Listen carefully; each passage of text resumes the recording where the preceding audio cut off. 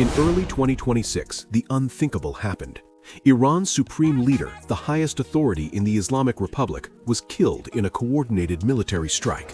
This is breaking news again coming from Israeli sources that the Ayatollah, the supreme leader of Iran, is dead. Within hours, global headlines erupted. Missiles were launched in retaliation. Oil prices surged. Military forces across the Middle East moved to high alert. Some called it preemptive defense, others called it escalation. But what actually led to this moment?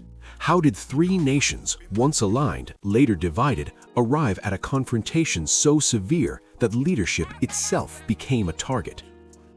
In this video, we break it down clearly. No noise, no exaggeration, just context. This is Assassinated, the 2026 US-Israel airstrike on Iran.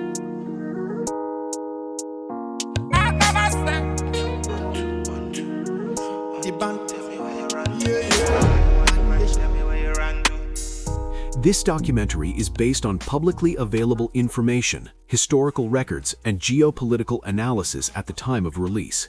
Some operational details remain classified or disputed. This video does not promote violence or endorse political positions. Its purpose is educational, to explain complex global events in a way anyone can understand. Part 1. The Players and the Paradox. In early 1953, the CIA backed a coup that removed Iran's democratically elected Prime Minister, Mohammad Mossadegh, after he nationalized oil assets previously controlled by British interests. The Shah, Mohammad Reza Pahlavi, was restored to power. For decades, Iran became a key U.S. ally in the Middle East. It purchased American weapons, it cooperated with Western intelligence, it acted as a strategic counterweight to the Soviet Union. But inside Iran, dissatisfaction grew. Many viewed the Shah as authoritarian and overly aligned with Western powers. By 1979, mass protests swept the country. Oil production halted. Millions took to the streets. The Shah fled. Ayatollah Ruhollah Khomeini returned from exile and established the Islamic Republic of Iran. Later that same year, Iranian revolutionaries seized the U.S. Embassy in Tehran. 52 American diplomats were held hostage for 444 days. They were released in 1981 under the Algiers Accords. Diplomatic ties between the United States and Iran were severed and have not been restored. After Khomeini's death in 1989, the Assembly of Experts selected Ali Khamenei as supreme leader. Despite not holding the highest clerical rank at the time, constitutional adjustments allowed his appointment. From that point forward, he became the most powerful authority in Iran. Sanctions on Iran. Iran has been a very dangerous player. They're a nation of terror. انشاءالله به توفیق الهی دشمن رو به زانو در خواهیم آورد. Why Iran still matters: oil and geography. Iran produces roughly 3 to 3.5 million barrels of oil per day on average, though sanctions often restrict exports. It holds approximately 10% of the world's proven oil reserves. But production alone does not explain its influence. Iran borders the Strait of Hormuz, a narrow waterway through which about 20% of global oil supply passes daily. Roughly 17 to 20 million barrels move through that channel every day. If that strait is disrupted, global energy markets react immediately. Despite sanctions, Iran continues exporting oil, primarily to China, often at discounted rates. Energy equals leverage, geography equals leverage, and leverage equals relevance. Also keeping a close eye on the economic fallout and the rising prices we're now seeing right here in the United States because of the war in Iran. Gas prices jumped another 9 cents overnight. The average cost for a gallon of gas is now around $3.20. That is more than 30 cents higher than it was last month. And here's the reason why. This is a time-lapse video. It shows you traffic in the Strait of Hormuz. All those red dots are not moving cargo ships, and the green are getting through. But you can see it is a trickle now in that region. The nuclear question. Iran's nuclear program began under the Shah with U.S. support through the Atoms for Peace initiative. After 1979, cooperation ended. Over time, Iran developed enrichment facilities at Natanz and Fordo. Low-level enrichment fuels civilian nuclear power plants. Weapons-grade uranium requires enrichment above 90%. At various points, Iran enriched uranium up to 60%, below weapons-grade, but close enough to alarm Western governments. In 2015, the Joint Comprehensive Plan of Action, the JCPOA, was signed between Iran and 6 world powers. Iran agreed to limit enrichment and allow inspections. In exchange, sanctions were lifted. In 2018, the United States withdrew from the agreement and reimposed sanctions. Iran gradually reduced compliance. Trust deteriorated. Tensions resurfaced. Many believe that if the US hadn't withdrawn from the deal in 2015, the dramatic events of the past decade would have never happened. Under the JCPOA, Iran accepted limiting its uranium enrichment and reducing the number of centrifuges by over 60%. And the world powers promised to give Iran access to the global financial system and gradually to remove all nuclear-related sanctions by October 2025. Recent US attacks have severely damaged Iran's nuclear facilities. Tehran suspended cooperation with IAEA and insists it will continue enriching uranium, while the US has threatened further strikes. The U.S.-Israel bond, complex but deep. The United States and Israel maintain one of the strongest strategic alliances in modern geopolitics. Military aid, intelligence sharing, joint missile defense systems. One controversial historical moment illustrates the resilience of that alliance. In 1967, during the Six-Day War, Israeli forces attacked the USS Liberty, a U.S. naval ship. 34 American sailors were killed. Israel described it as mistake of identity. The U.S. accepted the explanation. No major sanctions followed. The alliance endured. Engineer Brooks was below deck when the USS Liberty was attacked. A spy ship, it was sitting in international waters flying the US flag when Israel attacked. It was hit with rockets and cannons and missiles. Then torpedoes blew a hole in the side of the ship. Listing badly, it managed to sail out of immediate danger. 171 sailors were injured. Israel claimed it was a case of mistaken identity, that Liberty looked like an Egyptian warship. It apologized and paid compensation, but Richard Brooks doesn't accept that. It wasn't a tragic accident, it was a deliberate attack. They knew who we were. They wanted us out, either to bring the Americans into the war, or we picked up some information about their war plans.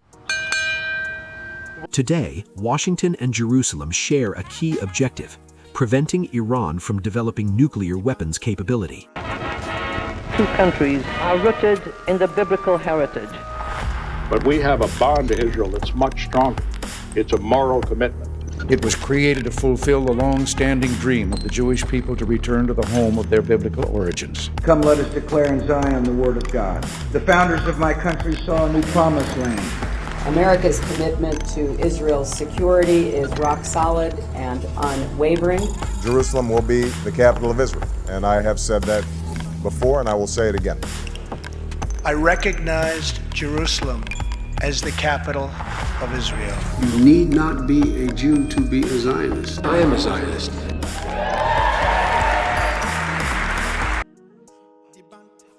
Chapter 5: The Triangle of Tension. The paradox is clear. The United States once supported Iran. Iran once maintained quiet ties with Israel before 1979. Today, the United States aligns closely with Israel. Israel views a nuclear-capable Iran as existential. Iran opposes both nations' regional influence. Oil, sanctions, nuclear suspicion, proxy conflicts. 3 powers, one unstable triangle. And by the early 2000s, that triangle was tightening. Part 2: The Road to the Strike. Conflicts like this do not erupt suddenly. They build year by year, decision by decision. To understand 2026, we must follow the escalation. 2002 to 2010, nuclear exposure, sanctions, and cyber war. In 2002, secret nuclear facilities at Natanz and Iraq were revealed. The International Atomic Energy Agency launched inspections. In 2006, the United Nations imposed sanctions after Iran refused to suspend enrichment. The United States and European Union followed with banking restrictions, oil export limits, asset freezes, and technology bans. Iran's economy tightened. Then, in 2010, the Stuxnet cyber attack damaged Iranian centrifuges. It was widely attributed to the United States and Israel. The shadow war had begun. Diplomacy, collapse, and assassination. In 2015, the JCPOA was signed. Iran limited enrichment, sanctions were lifted. In 2018, the U.S. withdrew from the agreement. Sanctions returned, Iran increased enrichment. In January 2020, a U.S. drone strike killed General Qasem Soleimani. Iran retaliated with missile strikes on U.S. bases. War nearly erupted, but both sides stepped back. 2023 to 2024, the nuclear threshold. By 2023 and 2024, enrichment reportedly reached 60%. Breakout time shrank. Israel declared a nuclear-capable Iran unacceptable. Military planning intensified.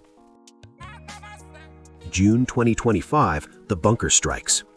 In June 2025, Israel struck major underground nuclear facilities including Fordo, Natanz, and Isfahan. These sites were deeply buried and heavily fortified. President Donald Trump confirmed U.S. participation. He stated advanced bunker-busting munitions were used. He declared the facilities had been completely and totally obliterated. He claimed the strikes set Iran's nuclear program back by up to 10 years. A short time ago, the U.S. military carried out massive precision strikes on the 3 key nuclear facilities in the Iranian regime: Fordo, Natanz, and Esfahan. Everybody heard those names for years as they built this horribly destructive enterprise. Our objective was the destruction of Iran's nuclear enrichment capacity and a stop to the nuclear threat posed by the world's #1 state sponsor of terror.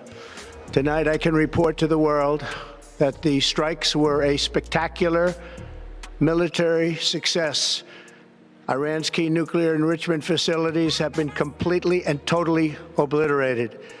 Iran, the bully of the Middle East, must now make peace. If they do not, future attacks will be far greater and a lot easier. Later intelligence assessments debated the scale of the setback. Facilities last weekend did not destroy the core components of the country's nuclear program and likely only set it back a few months. That's right. So this is an assessment that actually is out from the Defense Intelligence Agency. That is the Pentagon's intelligence arm. And it was based on a battle damage assessment conducted by U.S. CENTCOM after the strikes, according to one of the sources. But strategically, the message was unmistakable. The United States and Israel were willing to strike hardened nuclear infrastructure directly. Missile exchanges increased, regional tensions escalated. Late 2025, talks amid escalation. Despite the strikes, diplomatic channels were not fully closed. Back-channel negotiations continued through intermediaries. Discussions reportedly focused on limiting enrichment, restoring inspections, and preventing broader war. But diplomacy occurred alongside military escalation. This is one of the most fragile stages in any conflict, when diplomacy and deterrence operate simultaneously. One miscalculation can outweigh months of dialogue.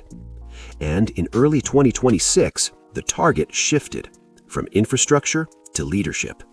U.S. and Iranian officials have made significant progress in a third round of indirect nuclear talks in Geneva. That's according to the foreign minister of Oman, which is acting as a mediator. The foreign minister will now travel to Washington to meet with the U.S. Vice President J.D. Vance. Iran's foreign minister Abbas Araghchi says the negotiations have been the longest and most serious yet. He says differences remain, but that the sides discussed elements of an agreement on Tehran's nuclear program and the easing of sanctions. Now delegations will go back to consult with their governments. Technical teams are scheduled to meet in Austria next week. Washington and Tehran have said they want a diplomatic solution to avert a full-scale military conflict. U.S. President Donald Trump has maintained the threat of possible strikes against Iran unless it agrees to a deal.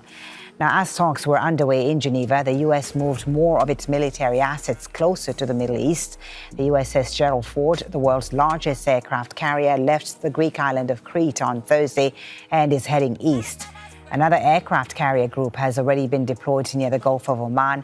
Washington has also sent more than 300 U.S. military aircraft to the region. Before we break down the strike itself, more than 80% of viewers who watch BK Ranks are not subscribed. If you value detailed, structured geopolitical breakdowns like this, consider subscribing. It helps the channel grow and allows us to continue producing long-form investigative documentaries. Now, let's examine what happened next. Part 3. The Airstrike. Execution, intelligence, strategy, and immediate fallout. The day of the strike, 28th February 2026. On 28th February 2026, a coordinated joint U.S.-Israeli airstrike, code Operation Epic Fury, struck Tehran at dawn. Multiple strategic targets were hit in a high-precision operation aimed at Iran's top leadership, culminating in the death of Supreme Leader Ayatollah Ali Khamenei, who was killed in his compound during the strike. The United States and Israel are launching airstrikes across Iran. President Trump says the US and Israel have launched major combat operations. Donald Trump says the objective is to defend the American people by eliminating imminent threats from the Iranian regime. He says Iran can never have a nuclear weapon, and he accuses the Republic of trying to rebuild its nuclear program. The president has also said there may be American casualties as a result of the operation dubbed Epic Fury by the Pentagon. The attack was the result of months of intelligence gathering and planning, reportedly involving U.S. and Israeli spy agencies. President Donald Trump publicly announced the operation soon after the strike, describing it as a decisive blow to Iran's command structure, before Tehran officially confirmed Khamenei's death. Iranian state media has confirmed the death of the country's supreme leader, Ali Khamenei. Khamenei's daughter, grandchild, and 2 other family members were also killed in the strikes. Bismillahir-Rahmanir-Rahim. In the name of God, the noble soul of Imam Khamenei, leader of the great nation of Iran, the freedom seekers of the world, and the Islamic nations, has joined the highest paradise and reached his long-cherished wish of martyrdom in the holy month of Ramadan. Today, Iran, the Islamic nations, and freedom seekers in the world are grieving the evil attacks by the criminal Americans and wicked Zionists. Both the bloodthirsty enemy, who are intentionally oppressive, should know the awakened hearts of this world have found their way. And although these martyrdoms are costly for Iran and the Islamic world, it makes them more resistant and determined. And undoubtedly, the martyrdom of a personality of such great stature will begin a great uprising in the fight against the world's oppressors. The assault did not just target one man. According to defense sources and investigations, the Revolutionary Guard commander was killed. The head of the Iranian Security Council was killed. Dozens of top military and intelligence officials were also killed in the initial strikes. Some reports estimate around 40 high-ranking figures died in the opening operation. Designated as part of Operation Epic Fury, the strikes used a combination of precision ballistic missiles and long-range aircraft, including fighter jets and strategic bombers launched from bases in Allied territory nearby. The operation also targeted Iran's Supreme Leader's Tehran compound, senior military headquarters, strategic communications facilities, missile and air defense installations. These hits were intended to cripple both leadership and command capacities simultaneously. What made it possible? Intelligence and surprise. The strike's success lay in intelligence penetration. For years, Israeli and U.S. agencies reportedly deployed deep surveillance, from human operatives to widespread monitoring of Tehran's public cameras and communications to map leadership movements. The timing was critical. Officials waited for a rare moment when Iran's leadership was physically together in Tehran. That pattern of activity was confirmed through real-time intelligence just before the strike, giving planners a narrow window of opportunity. Despite its scale, the operation surprised even some U.S. decision-makers. President Trump later admitted that Iran's initial retaliation strategy was more coordinated than expected, with drone and missile attacks simultaneously directed at multiple targets across the region, including U.S. bases and allied interests. Good evening. Donald Trump has admitted America's strike on Iran, Operation Epic Fury, isn't going to plan as more U.S. assets come under attack. Right now, hundreds of Australians are heading home on the first flight out of the Middle East since the war began. They're fleeing Dubai, where America's consulate has now been bombed. While President Trump claims Iran's Navy and Air Force have been knocked out, he says he's surprised at Tehran's response. Amazingly, they're hitting countries that were, let's call them neutral, right? They lived together for a long time. I think they were surprised. I was surprised. Throughout the lead-up to the strike, there had also been ongoing indirect negotiations between U.S. and Iranian officials aimed at reducing escalation, but they collapsed in the final days before the strike amid mutual distrust. Mr. President, did Israel force your hand to launch these strikes against Iran? Did Netanyahu pull the United States into this war? No, I might have forced their hand. You see, we were having negotiations with these lunatics, and it was my opinion that they were going to attack first. They were going to attack. If we didn't do it, they were going to attack first. I felt strongly about that. And we have great negotiators, great people that do this very successfully and have done it all their lives very successful. And based on the way the negotiation was going, I think they were going to attack first. And I didn't want that to happen. So if anything, I might have forced Israel's hand. But Israel was ready, and we were ready, and we've had a very, very powerful impact because virtually everything they have has been knocked out now. Their missile count is going way down. Amazingly, they're hitting countries that were, let's call them neutral, right? They lived together for a long time. I think they were surprised. I was surprised. And now those countries are all fighting against them and fighting strongly against them. In public statements, Trump said he would not commit U.S. ground troops, even as additional American forces were deployed to nearby allied states to bolster regional defense posture. Monday, Americans hearing from a commander-in-chief bracing for a long fight. Whatever the time is, it's okay. Whatever it takes, we will always, and we have right from the beginning, we projected 4 to 5 weeks, but we have capability to go far longer than that.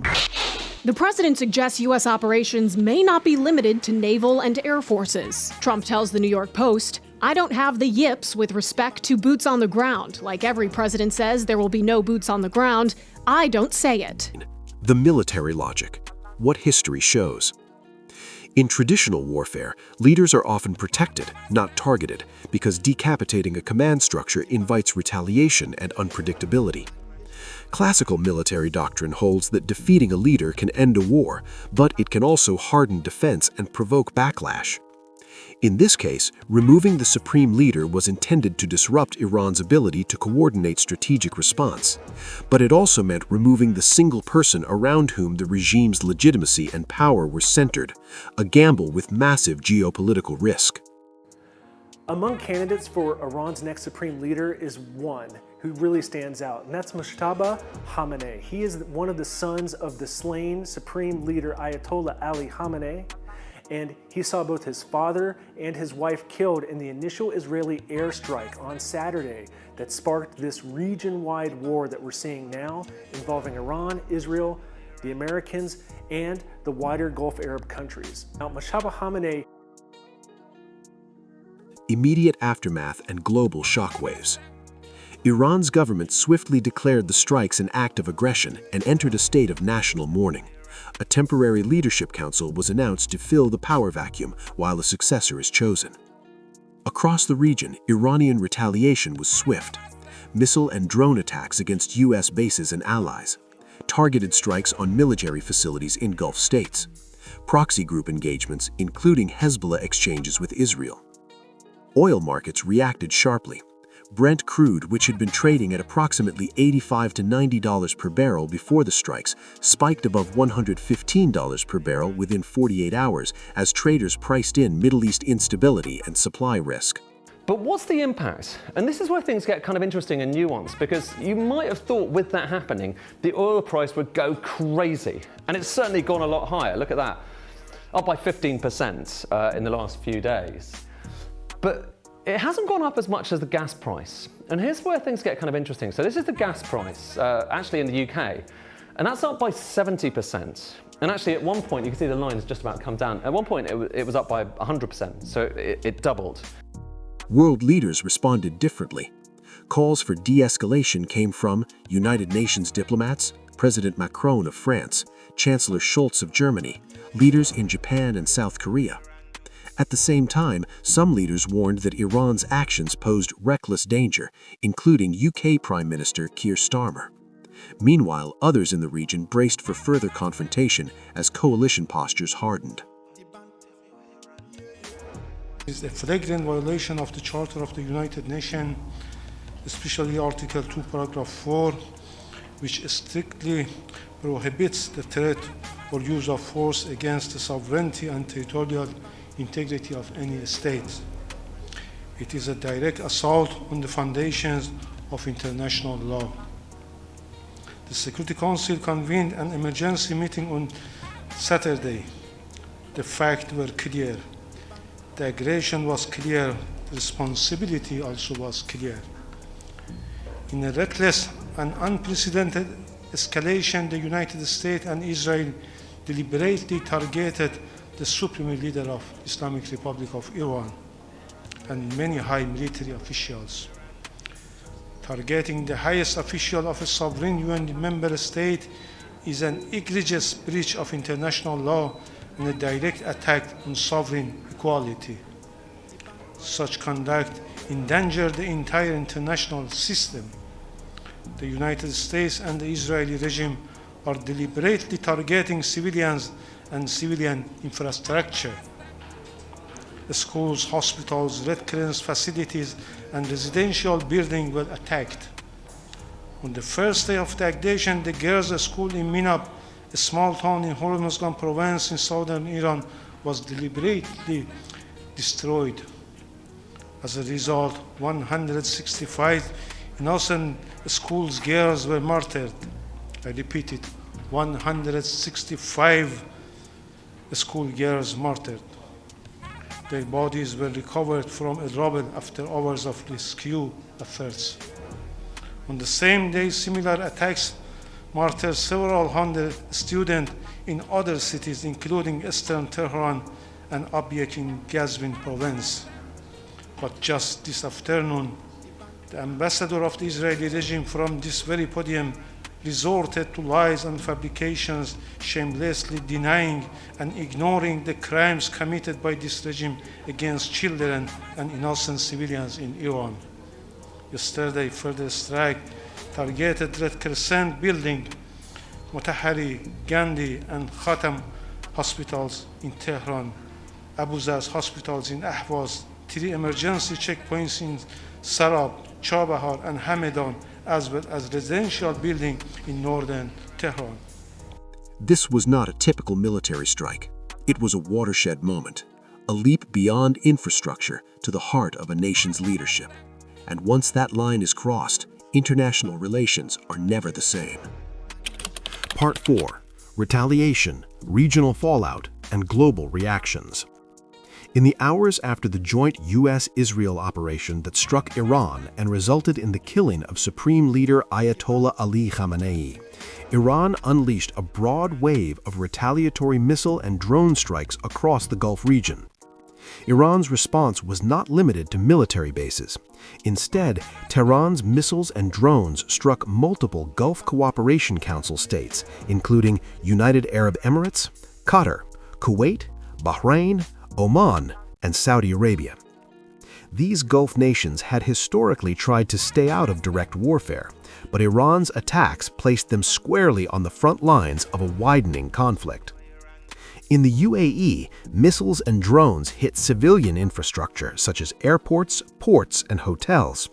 The Iranian strikes damaged Dubai International Airport, Abu Dhabi's Zayed International Airport, Jebel Ali Port, luxury hotels like the Fairmont and the Burj Al Arab area in Dubai.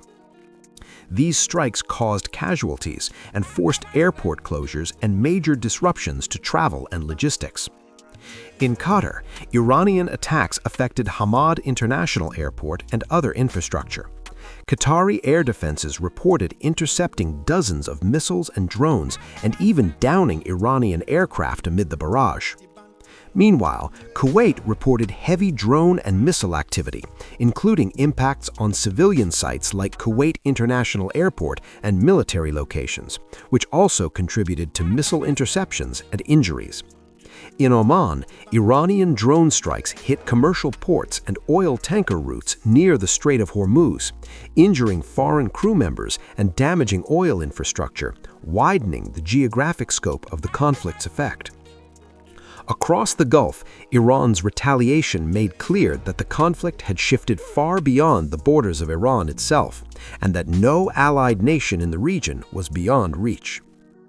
Over the past few hours, Iran has launched attacks on several U.S. allies in the region, Kuwait, Qatar, and Bahrain. There are reports of a Saudi oil refinery coming under an Iranian drone attack. Several U.S. planes have crashed in Kuwait, according to its Ministry of Defense. The crews of the aircraft are safe. Kuwait says it's investigating the cause of the incident. Fire and plumes of smoke have been seen near the U.S. Embassy. The embassy has urged people not to come to the compound and to take cover. A Saudi oil refinery has halted operations after a suspected Iranian strike. Saudi Arabia's defense ministry said 2 drones attempted to strike the plant and were intercepted. The ministry added falling debris caused a limited fire at the facility. The country's oil giant Aramco says it shut the Ras Tanura refinery as a precautionary measure. In Bahrain, smoke is seen at Salman Port in the capital Manama following an attack. The port houses the U.S. Navy's 5th Fleet. And loud bangs were also heard here in the Qatari capital, Doha, as its air defense system intercepted attacks from Iran.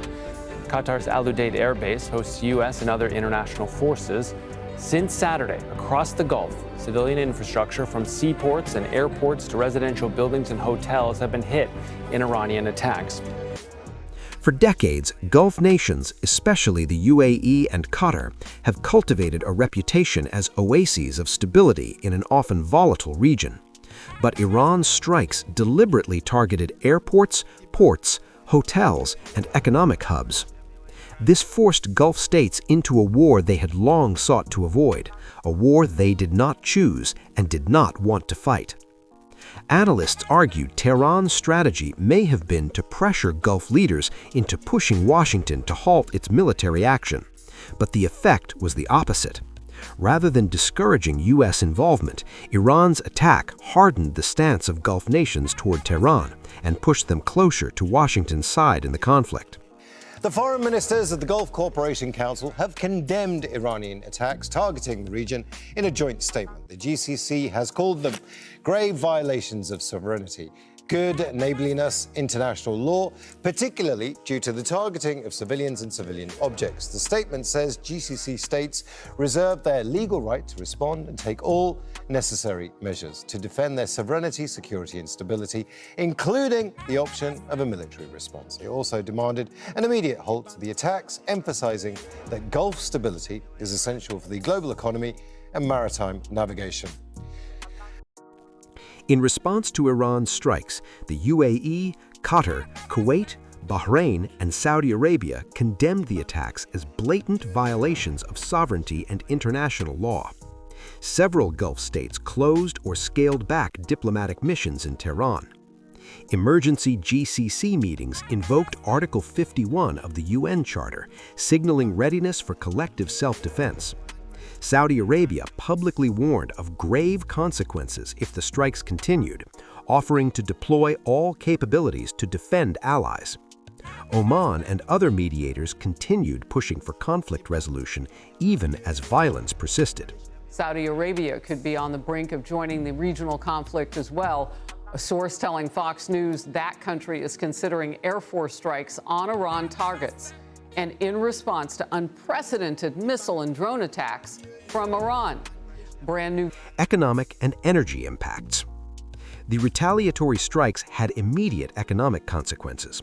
Major airports in Dubai and Abu Dhabi suspended operations, disrupting international travel. Ports and logistics hubs experienced closures, affecting trade and supply chains. Stock markets in Gulf financial centers experienced sharp downturns amid heightened risk. Energy markets were particularly sensitive. The Strait of Hormuz, through which roughly 20% of global oil and gas shipments transit, became an active theater of risk as offensive operations threatened shipping lanes. Insurance costs for tankers soared, major shipping companies halted transit, and global oil prices spiked in response to the chaos. Global diplomatic landscape. The conflict did not go unnoticed beyond the region. Worldwide reactions varied. Calls for de-escalation. European leaders repeatedly urged restraint and diplomacy. United Nations officials warned that the war risked spreading beyond the Middle East. But some of the European, like Spain, has been terrible. In fact, I told Scott to cut off all dealings with Spain. Spain's Prime Minister took the opposite stance. In short, the Spanish government's position can be summed up in 3 words: no to war. Divisions over the conflict are also apparent at the top, with mixed messages from EU leaders in Brussels. And this means a credible transition for Iran. While the head of the EU Commission has appeared to call for regime change, the bloc's foreign policy chief is cautious. The diplomatic track, the European Union and Gulf foreign ministers met today to discuss what we can do together to break the cycle of escalation. Some analysts said Iran's indiscriminate targeting of civilian infrastructure might unify Gulf states more closely with the U.S. and Western powers, widening the war. Amid this volatility, countries attempted evacuations of citizens from the Gulf due to heightened risk and airport closures. Right now, hundreds of Australians are heading home on the first flight out of the Middle East since the war began. They're fleeing Dubai, where America's consulate has now been bombed. The new normal of conflict.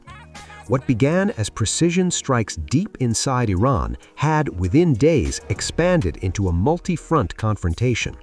Missiles crossed national borders. Economic hubs once considered safe were struck.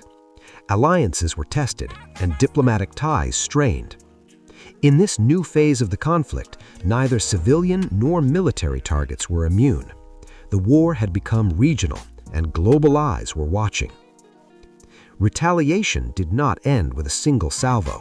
It rippled through Gulf airspace, economic systems, and diplomatic relations.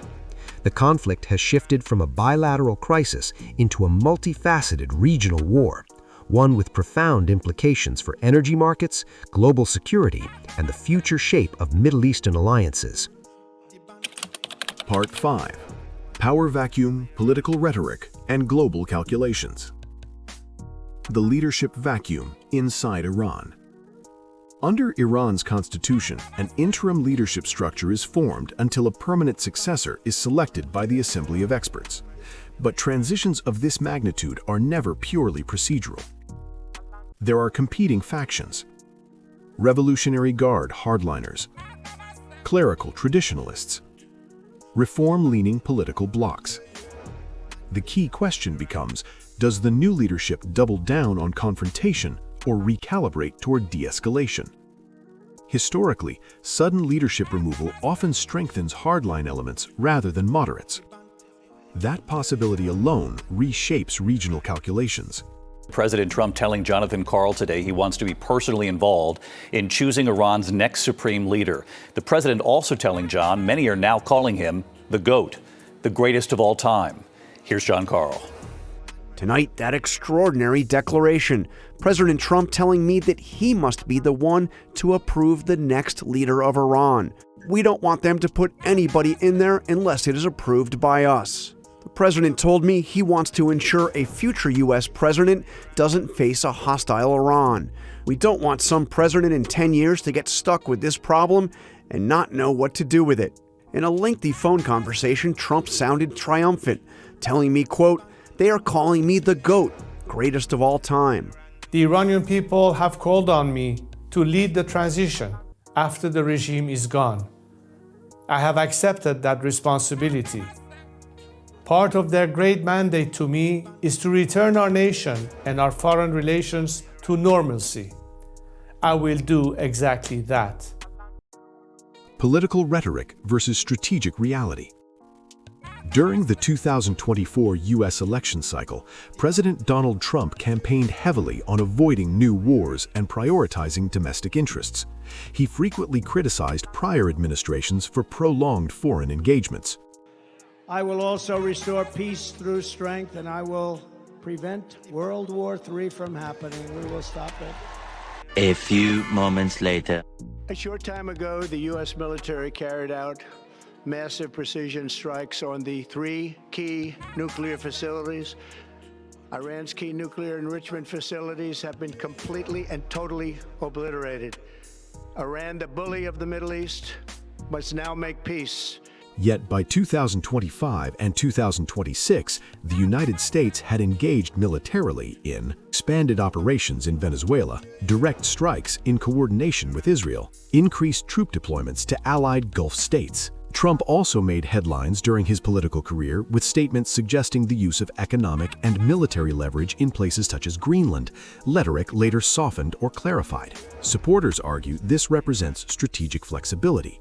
Critics argue it reflects inconsistency. What is clear is this: the decision-making pattern has been unconventional. Geopolitical crises, unpredictability can serve as deterrents, but it can also increase risk. Allies may hesitate. Adversaries may miscalculate, and when unpredictability intersects with nuclear tension, the margin for error narrows. Netanyahu's long campaign against Iran's nuclear program. For more than a decade, Israeli Prime Minister Benjamin Netanyahu consistently warned that Iran's nuclear ambitions posed an existential threat to Israel. He publicly opposed the 2015 nuclear deal. He addressed the U.S. Congress in 2015 to criticize the agreement. He repeatedly signaled that Israel would act alone if necessary to prevent a nuclear-capable Iran. To his supporters, this reflects strategic consistency. To critics, it reflects long-standing advocacy for confrontation. Either way, the 2025 bunker strikes and 2026 leadership strike align with a posture Israel has articulated for years: prevention over containment. Tonight, Israel's Prime Minister vowed to act against any new nuclear threat. All the actions that our fighters have taken have brought Iran's nuclear program to ruins. And if anyone in Iran tries to revive this project, we will act with the same determination and strength to end any such attempt. I repeat, Iran will not have nuclear weapons.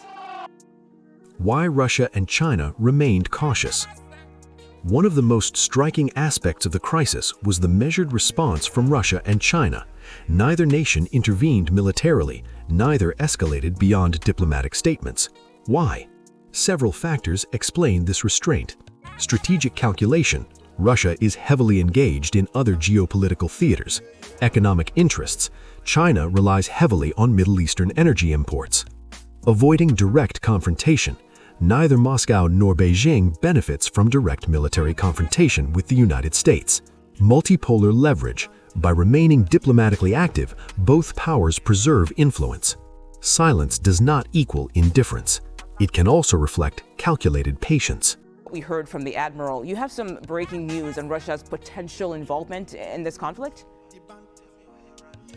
Yeah, Mugo, multiple sources tell CBS News that Russia is providing Iran with information about U.S. positions in the region.